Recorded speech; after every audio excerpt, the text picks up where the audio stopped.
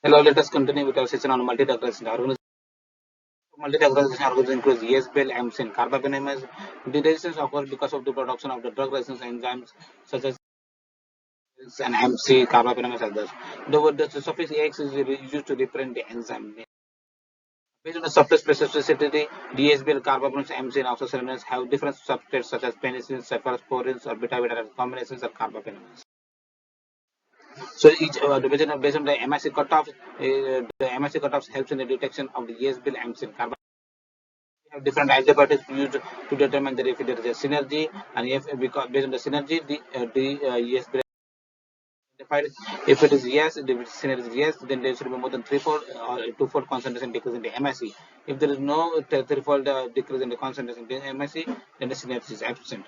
The test should be performed using either a tazobactam canonicis or tazobactam alone as the for the detection of ESBL samples.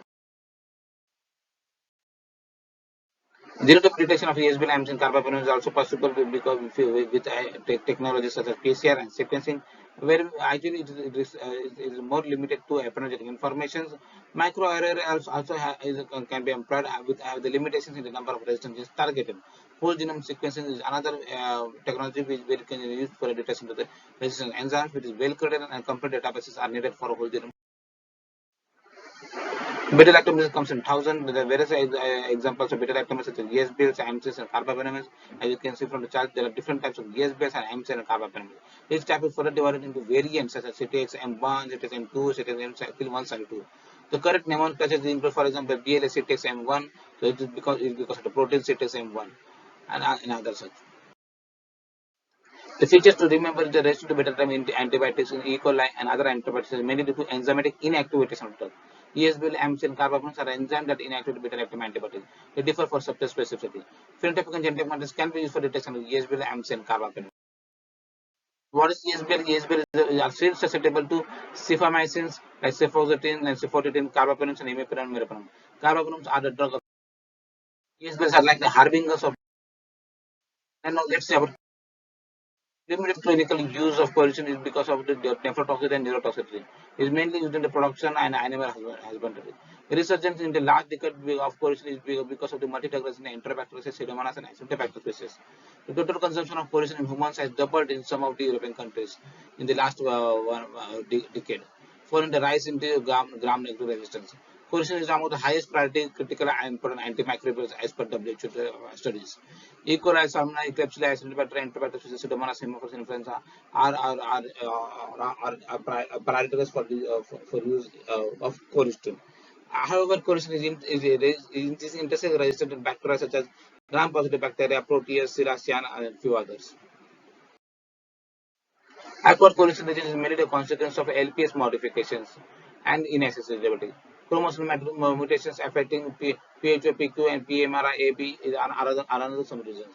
MCR genes, and now MCR genes is responsible for coercion resistance. Since they discovered the plasmid mutation coercion resistance in 2015, interest in this phenotype is increasing. Coercion resistance can be detected by both phenotype.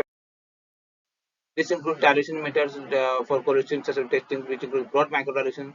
The composition and treatment of plates include coercion trace and should not be treated in any way. No use of any surfactants. Cation adjacent mural interbrod should be used, and drug powders such as coercion substitute powder should be used.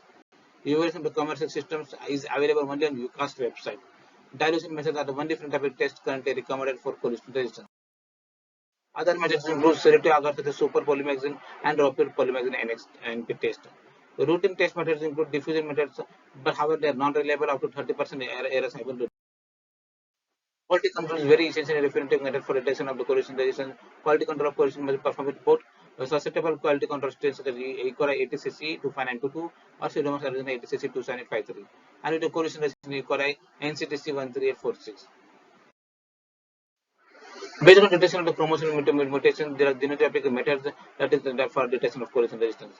A negative genotypic test cannot be used to predict susceptibility, and a positive genotypic test is likely but not guaranteed associated with coercion resistance. So there are the genotypic methods is based on the detection of the MCR1 to MCR5, and it is developed for surveillance purpose and antibiotics. It is fast and cheaper and ideal for the low research settings. However, it requires confirmation and whole genome sequencing is very highly potential for continuous updates and might reveal new mechanism of resistance.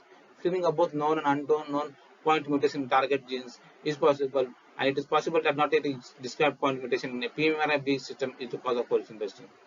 An inadequate identical threshold should be set to allow identification of coresistant resistance. Broad methodology is at present the only recommended phenotypic test for detection of coresistant resistance. The use of quality control strains, as mentioned before, is necessary. Genetic methods cannot predict susceptibility and cannot always predict resistance, but are a useful tool for epidemiological studies. Efforts are ongoing to improve the phenotypic and genotypic methods for the detection of coresistant resistance. What are the antimicrobial resistance key prevention strategies? Pathogen causes an infection, and infection because of the infection we have an antimicrobial usage, and during the course there is a resistance against the antimicrobials. So if you want to prevent the resistance, one has to prevent the infection in the first step itself, and then effective diagnosis and treatment at the right time, and then the optimal use of the antimicrobials, and then for transmission-based precautions if resistance develops, antimicrobial resistance in organisms.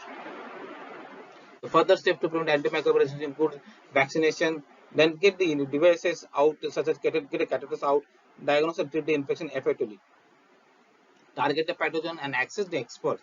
Use the antimicrobial wisely, practice antimicrobial control, use the local guideline, antibiogram, treat the infection and not the contamination, treat the infection, not the colonization. Know when to say no to the vancomycin, stop treatment when infection is cured, and isolate the pathogen, break the chain of contagion. Vaccination is like, for example, for fact the pre-discharge influenza and pneumococcal vaccination will prevent infections against pneumococcal and influenza infections. The action is to give influenza and pneumococcal vaccine to high-risk patients before discharge or at least annually. Need for a healthcare personnel immunization includes all adults more than 65 years of age, healthcare professionals at high risk, and all healthcare personnel. Get the catheters out. Catheters and other invasive devices are the cause of hospital onset infection. Hence, use the catheters only when essential. Use the correct catheter. Use proper insertion and catheter care protocol. Why? Get the catheters out because the biofilm forms on the catheters and can be often responsible for diagnose and treat the infection effectively. Target the pathogen. Appropriate antimicrobial therapy saves the lives. Culture the patient. Target the empirical therapy and target. Access the experts, infectious expert inputs, improve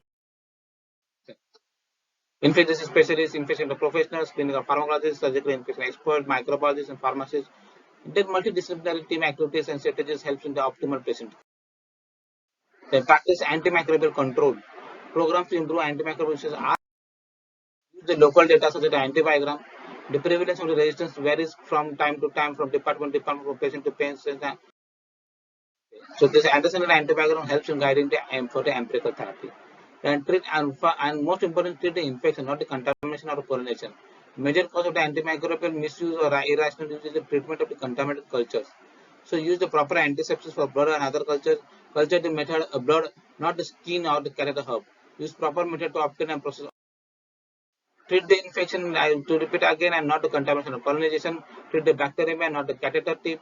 Treat the pneumonia and not the tracheal aspirate. And treat the UTI and not the catheter. Let understand know when to say no to vancomycin. The fact is vancomycin over promotes emergence, selection, and spread of. Then, lastly, they stop the antimicrobial treatment. Failure to stop the unnecessary antimicrobial treatment contributes to overuse and resistance. So, action is when infection is cured, when cultures are negative, and infection is unlikely. When infection is not, then isolate the pathogen. Transmission-based precaution is required to prevent the spread and control of antimicrobial resistant infections. Use standard precautions and to contain the infectious blood and body fluids. Use appropriate droplet contact and airborne precautions as required. And then to break the chain of contagion, healthcare professionals can spread the drug resistant or pathogens from. Standard precautions needs to be followed, such as hand hygiene. Then successful control of the multi-drug resistant organisms has been documented using a variety of interventions such as hand hygiene, contact precautions, active surveillance, education, and enhanced environment. What's the problem? The understood use of antibiotics in the community is a major concern. Role of physicians, evidence-based guidelines and protocols can help for the same. Role of pharmacists, policies, role of public education, role of the ministry. So there needs to be an adequate resources of infectious diseases experts available. But however, there we see a lack of national nosocomial infection surveillance system. I would put government and non-governmental level. So we are fall short of ID specialists, infection professional microbiology, pharmacy, ID epidemiologists. So it's necessary that the infection control practices and the campaign to prevent. So we leave with the slide, protect the patients, protect the healthcare professional, promote quality health.